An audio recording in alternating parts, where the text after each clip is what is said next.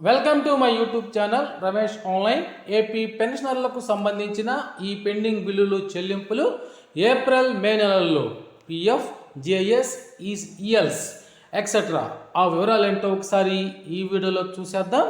ఇక విషయానికి వచ్చినట్లయితే 2024 జనవరి నెల నుంచి పదవీ విరమణ చేసిన వారికి గ్రాట్యుటీ మరియు ప్రావిడెంట్ ఫండ్ ఫైనల్ పేమెంట్ జమ కాక ఆందోళన చెందుతున్న వారి సమాచారం నిమిత్తం ఇక 2024 జనవరి నెల నుంచి రాష్ట్ర వ్యాప్తంగా ఉద్యోగులు మరియు ఉపాధ్యాయులందరూ కూడా పదవి విరమణ చేయడం జరిగింది. కానీ వారికి అన్ని బెనిఫిట్స్ నేటికి పొందలేకపోయారు. 2024 జనవరి నుంచి మార్చి వరకు పదవి విరమణ చేసిన వారికి కమ్యూటేషన్ మరియు గ్రాట్యుటీ పొందినట్లుగా తెలుస్తోంది. అయితే వీరికి పిఎఫ్ ఫైనల్ పేమెంట్లు మరియు ఇతర బెనిఫిట్లు జమ కాలేదు.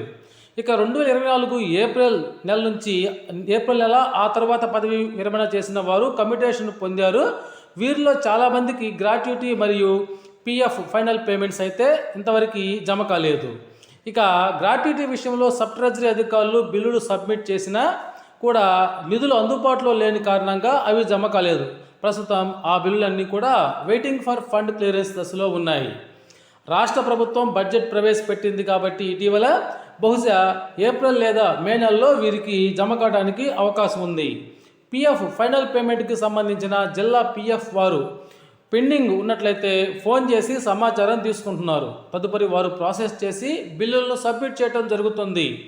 పిఎఫ్ ఫైనల్ పేమెంట్కు సంబంధించి కాకినాడలో జరిగిన పెన్షన్ అదాలత్ సమావేశానికి హాజరైన మోహన్ రావు గారు విశ్రాంత స్కూల్ అసిస్టెంట్ జగ్గంపేట జనవరి నెలలో పదవి విరమణ చేశారు. అధికారులు అడగ్గా జనవరి నెల నుంచి బిల్లులు సుమారుగా 150 వరకు సబ్మిట్ చేయడం జరిగింది.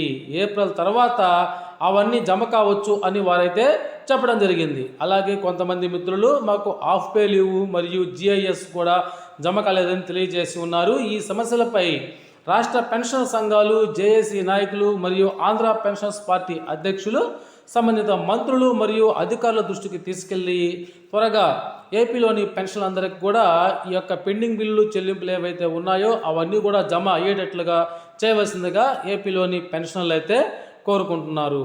ఓకే ఫ్రెండ్స్, ఈ విధంగా అయితే ఈ చెల్లింపుల వారికి ఏప్రిల్ మే నెలలో జరగడానికి అవకాశం ఉంది.